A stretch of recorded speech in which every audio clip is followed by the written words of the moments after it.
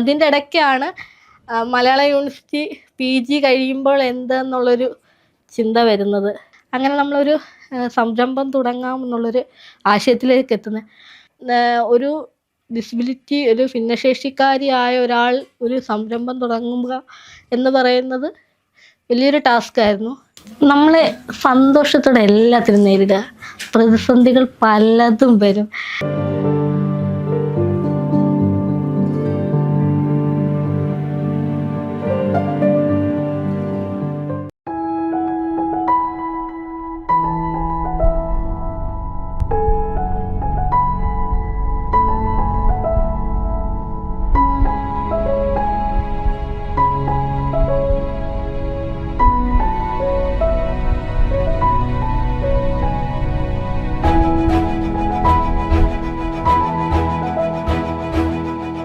അപ്പോൾ അതിൻ്റെ ഇടയ്ക്കാണ് നമ്മൾ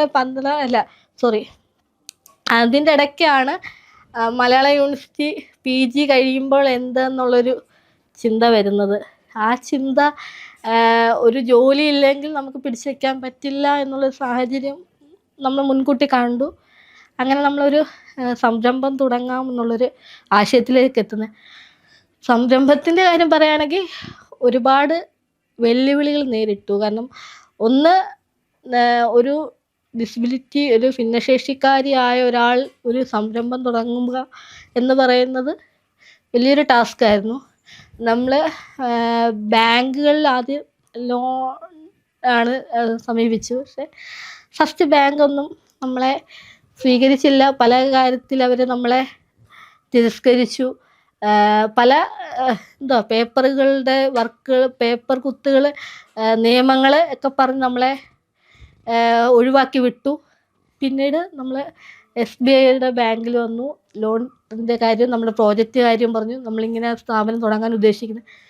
ബാങ്ക് ഫുൾ സപ്പോർട്ടായിരുന്നു. ഒരുപക്ഷെ അവിടെ ഇരുന്ന് അന്നത്തെ മാനേജർ നമ്മളെ ഇത്രയും വിശ്വസിച്ചു. അവർ നമ്മളെ ഒരു വിശ്വാസം ഉണ്ടായിരുന്നു മാനേജറിന്. പാർവതി എന്നാണ് മാഡത്തിൻ്റെ പേര്. ആ മാഡം തന്നൊരു സപ്പോർട്ടും പിന്നെ ബാങ്കിൻ്റെ മറ്റ് സ്റ്റാഫുകളുടെ എല്ലാം സപ്പോർട്ടും ഒക്കെ വന്നു. പിന്നെ നമുക്ക് ഇൻഡസ്ട്രിയൽ ഓഫീസറുണ്ട്. ഓരോ വ്യവസായ സംരംഭം തുടങ്ങാനും അവർ അതിൻ്റെ പഞ്ചായത്തിൻ്റെ കീഴിൽ ഒരു ഇൻഡസ്ട്രിയൽ ഓഫീസർ കാണും. ആ ഇൻഡസ്ട്രിയൽ ഓഫീസർ സേതുലക്ഷ്മി മാം, അവരും കൂടെ നിന്നു. അങ്ങനെയാണ് ഗ്ലാഡ് ബേക്സ് എന്ന സ്ഥാപനം 2024 ജൂൺ 9 ഓപ്പൺ ചെയ്യുന്നത്. നമ്മളെ സന്തോഷത്തോടെ എല്ലാത്തിനും നേരിടുക. പ്രതിസന്ധികൾ പലതും വരും. ഞാൻ പറഞ്ഞില്ല, നമ്മൾ ചിലപ്പം നമ്മുടെ ലൈഫിൽ നമ്മൾ ചിന്തിക്കാത്ത പല രീതിയിലുള്ള പ്രതിസന്ധികളും വരും. ചിലപ്പം സമൂഹത്തിൻ്റെ കാഴ്ചപ്പാട്, ഞാൻ പറഞ്ഞില്ല, ഒരുപാട് തുറിച്ചുനോട്ടങ്ങളെല്ലാം ഒരേറ്റൊരു വ്യക്തി എന്ന നിലയ്ക്ക് പറയാം. ആ തുറിച്ചുനോട്ടങ്ങളെല്ലാം ഞാൻ നേരിട്ടത് എൻ്റെ ഒരു എൻ്റെ ഒരു വാശി, ലൈഫിനോടുണ്ടായിരുന്ന ഒരു വാശി കൊണ്ടാണ്. ആ വാശി നമുക്ക് എല്ലാ മനുഷ്യർക്കും വേണം. ഇപ്പം നമ്മൾ ഇപ്പോഴത്തെ ഒരു ഇതാണ് ലഹരികൾ, പല രീതിയിലുള്ള ലഹരികൾ യുവാക്കളെ കീഴ്പ്പെടുത്തുന്നു. നമ്മളുടെ ലഹരി എന്ന് പറയുന്ന സംഗീതത്തിൽ കുറച്ചുകൂടി സംഗീതം കേൾക്കുന്ന അടിപൊളിയായിരിക്കും. നമ്മൾ മാനസിക സംഘർഷമോ അല്ലെങ്കിൽ മാനസിക ബുദ്ധിമുട്ടൊക്കെ വരുമ്പോൾ നല്ലൊരു പാട്ട് ഹെഡ്സെറ്റ് വെച്ച് കേൾക്കുക. കുറച്ച് കഴിയുമ്പോൾ നമ്മൾ തന്നെ മൈൻഡ് ഒന്ന് ഓക്കെ ആവും. നമുക്ക് നമ്മുടെ ലഹരി സംഗീതമായിരിക്കണം. സമൂഹത്തിൽ ഇടപെടുന്നതായിരിക്കും. പ്രതിസന്ധികളിൽ ഇടപെടുക, സമൂഹത്തിൽ കഷ്ടത അനുഭവിക്കുന്ന അല്ലെങ്കിൽ സാമൂഹികമായി പ്രതിസന്ധികൾ നേരിടുന്ന മനുഷ്യർക്ക് വേണ്ടി പ്രവർത്തിക്കുന്നത്, അതൊക്കെയായിരുന്നു ലഹരി എന്ന് പറയുന്നത്. അല്ലാതെ മറ്റു രീതിയിലൊക്കെ സിന്തറ്റിക് പോലുള്ള അല്ലെങ്കിൽ ലഹരികളല്ലായിരിക്കും നമ്മുടെ ലഹരിയാകേണ്ടത്. നമ്മളുടെ ജീവിതത്തിൽ ഒരുപാട് മനുഷ്യർക്ക് വേണ്ടി പ്രവർത്തിക്കുന്ന, ഒരുപാട് മനുഷ്യരെ കൂട്ടി പിടിക്കുന്ന ഒരു സൗഹൃദത്തിൻ്റെ, സന്തോഷത്തിൻ്റെ ഒരു വലിയ ലോകമായിരിക്കണം നമ്മുടെ ലഹരി. എൻ്റെ ജീവിതത്തെക്കുറിച്ചുള്ള കാഴ്ചപ്പാടെന്ന് പറഞ്ഞാൽ, ജീവിതം സിമ്പിളെന്ന് പറയാൻ പറ്റത്തില്ല, പൊരുതാനുള്ളതാണ് എൻ്റെ ലൈഫ് കൊണ്ട് ഞാൻ മനസ്സിലാക്കിയത്. ജീവിതം പൊരുതിയാൽ മാത്രമേ ജയിക്കുകയുള്ളൂ. ഒരു സ്ഥലത്തേക്ക് എത്തുകയുള്ളൂ എന്നുള്ളത് പൊരുതി തന്നെ പോകണം. കാരണം ലൈഫിൽ മറ്റ് ആൾക്കാരിൽ നിന്ന് വ്യത്യസ്തരാണ് ഭിന്നശേഷിക്കാർ. അവർ അവർ സ്വയം മനസ്സിൽ ആർജവം കൊണ്ടുവന്നാൽ മാത്രമേ മുന്നോട്ട് പോകാൻ പറ്റൂ. അപ്പോൾ ആ ആർജവത്തിന് ആണ് ചെയ്യുന്നത്. പൊരുതണം. പിന്നെ നമ്മൾ യൂത്തിനോട് പറയാനുള്ളത്, പലരും പറയുന്നത് നമുക്കിവിടെ ജോലി സാധ്യതകളില്ല, തൊഴിൽ അന്വേഷിച്ച് മറ്റ് വിദേശ രാജ്യങ്ങളിൽ പോകേണ്ടി വരുന്നു എന്നാണ് പലരും പറയുന്നത്. പക്ഷെ അങ്ങനെയല്ല. നമുക്ക് നമ്മുടെ നാട്ടിൽ നമുക്ക് സ്വന്തമായിട്ട് റിസ്ക് എടുക്കാൻ പറ്റുമെങ്കിൽ ഇവിടെ തന്നെ ജീവിക്കാനുള്ള എല്ലാ സൗകര്യങ്ങളും നമ്മുടെ കേരളത്തിലുണ്ട്. അതിന് നമ്മൾ കണ്ടെത്തുക എന്ന് പറയുന്നതാണ് ഏറ്റവും പ്രധാനം. നമുക്ക് യുവാക്കൾക്ക് വേണ്ടി പല സ്കീമുകൾ, പല ബിസിനസ് സംരംഭങ്ങൾക്കുള്ള പല സ്കീമുകളും നമ്മുടെ ഗവൺമെൻറ് പ്രൊവൈഡ് ചെയ്യുന്നുണ്ട്. അത് കണ്ടെത്തി അതിൽ മുന്നിൽ നമ്മുടെ പാഷൻ എന്താണോ അതിനനുസരിച്ച് മുന്നോട്ട് പോയാൽ നമുക്കിവിടെ തന്നെ നിന്ന് വിജയിക്കാൻ പറ്റും. മറ്റ് രാജ്യങ്ങളിലൊന്നും പോകേണ്ടി വരില്ല. നമുക്ക് നമ്മുടെ നാടും നമ്മുടെ മനുഷ്യരും നമ്മുടെ എല്ലാ കൂട്ടുകാരുമായിട്ട് ഒരുമിച്ച് നിൽക്കാൻ പറ്റുന്ന ഒരിടമാണ് നമ്മുടെ കേരളം. ഇതുപോലെ സ്വാതന്ത്ര്യമുള്ള മറ്റൊരിടമില്ല. കാരണം നമുക്കറിയാം, പല ഈ സമകാലിക സാഹചര്യങ്ങൾ നമുക്ക് പരിശോധിക്കുകയാണെങ്കിൽ സ്വാതന്ത്ര്യങ്ങൾ ഹനിക്കപ്പെടുന്ന, ഇല്ലെങ്കിൽ മനുഷ്യൻ്റെ ഇഷ്ടങ്ങളെ ഹനിക്കപ്പെടുന്ന ഒരു പല സ്റ്റേറ്റുകളിൽ നിന്നും വ്യത്യസ്തമാണ് നമ്മുടെ കേരളം. നമുക്ക് നമ്മുടെ ഇഷ്ടത്തിനനുസരിച്ച്, നമ്മുടെ സ്വാതന്ത്ര്യത്തിനനുസരിച്ച് നമ്മുടെ അഭിപ്രായങ്ങൾ പറയാനും നമ്മുടെ സ്വാതന്ത്ര്യങ്ങൾക്ക് വേണ്ടി നിലകൊള്ളാനും പറ്റുന്നൊരു സ്റ്റേറ്റാണ് നമ്മുടെ കേരളം. ഇതാണ് എൻ്റെ വായനാ ഇടം. ഈ ഇടത്തിന് ഒരുപാട് സ്പെഷ്യാലിറ്റീസ് ഉണ്ട്. അതായത് ഈ ഒരു ചെയർ എനിക്ക് യൂണിവേഴ്സിറ്റിയിൽ എൻ്റെ ടീച്ചേഴ്സ് സമ്മാനിച്ചതാണ്. അതായത് നമുക്കറിയാമല്ലോ, ഉയരക്കുറവ് കാരണം കാലിങ്ങനെ ഇപ്പം മറ്റ് ടേബിള് ഇല്ലെങ്കിൽ ബെഞ്ചിലിരിക്കുന്നത് പോലെ അല്ല, എനിക്ക് ഇങ്ങനെ തൂക്കിയിട്ടിരിക്കുന്നത് ഭയങ്കര ബുദ്ധിമുട്ടാണെന്ന് ടീച്ചേഴ്സിന് മനസ്സിലാവുകയും ടീച്ചേഴ്സ് മല്ലിക മിസ്സും ശ്രീജ മിസ്സും കൂടി ചേർന്ന് എനിക്ക് ഇരിക്കാനും എനിക്ക് ചവിട്ടി പിടിക്കാനും എല്ലാ സൗകര്യമുള്ള കസ്റ്റമൈസ് ചെയ്ത ഒരു ടേബിളാണിത്.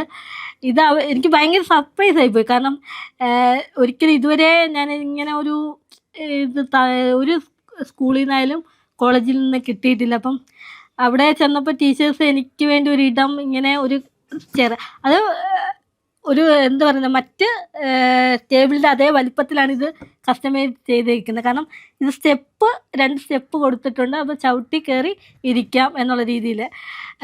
അപ്പം മറ്റു കുട്ടികളുടെ ഒപ്പം തന്നെ എത്തുകയും ചെയ്യും. അപ്പം ഒരാളെ മാറ്റി ഇരുത്തി എന്നുള്ള രീതിയിലും വരുന്നില്ല. എല്ലാവരെയും പോലെ തന്നെ തുല്യതയോടെ തന്നെ ഇരിക്കുകയും ചെയ്യുന്ന രീതിയിലാണ് ഇത് എനിക്ക് ചെയ്തു തന്നത്. ഞാൻ പറയാമല്ലോ, എപ്പോഴും മലയാള യൂണിവേഴ്സിറ്റി എനിക്ക് സ്പെഷ്യലാണ്. അവിടെ എൻ്റെ ഇടമാണ്. ടീച്ചർ പറയാറുള്ളത് എനിക്ക് നിങ്ങളുടെ 2ാമത്തെ വീട്, അല്ലെങ്കിൽ നിങ്ങൾക്ക് എപ്പോൾ ചെന്ന് കയറാനും പറ്റുന്ന ഒരിടം, നിങ്ങളുടെ ഒരു സെക്കൻഡ് ഹോമാണ് മലയാള യൂണിവേഴ്സിറ്റി. അതിൻ്റെ ഒരു വലിയൊരു കാര്യമാണിത്. എനിക്ക് ഭയങ്കര സന്തോഷം. അന്ന് ഞാൻ ഭയങ്കര ഇമോഷണലായൊരു ദിവസവും കൂടിയായിരുന്നു. ഇതുപോലുള്ള ഒരു ഫെസിലിറ്റീസ്, ഇതുപോലുള്ള സാഹചര്യങ്ങൾ മറ്റ് സർവകലാശാല അല്ലെങ്കിൽ സ്കൂള്, കോളേജ് പോലുള്ള സ്ഥലങ്ങളിൽ കൊണ്ടുവരണം. കാരണം അവിടെ വരുന്ന പല ശാരീരിക പരിമിതിയുള്ള കുട്ടികൾക്ക് ഇത്തരം കാര്യങ്ങൾ ഏറ്റവും പ്രയോജനം നൽകുന്ന ഒന്നാണ്. അതിൽ ടീച്ചേഴ്സൊക്കെ കണ്ട് മനസ്സറിഞ്ഞ് ചെയ്തു തന്ന ഒരു സാധനമാണ്. ഒരുപാട് സന്തോഷം. മുന്നോട്ടുള്ള യാത്രയിൽ ഇനി എന്താണ് ആഗ്രഹങ്ങളെന്ന് ചോദിച്ചാൽ, എനിക്ക് PhD ചെയ്യണം. എൻ്റെ വലിയ സ്വപ്നമാണ്. PhD ഡോക്ടർ പ്രിയ മാത്യു എന്നുള്ളത് എൻ്റെ വലിയ സ്വപ്നമാണ്. അതുപോലെ തന്നെ ഫിനാൻഷ്യൽ സ്റ്റേബിൾ ആവണം.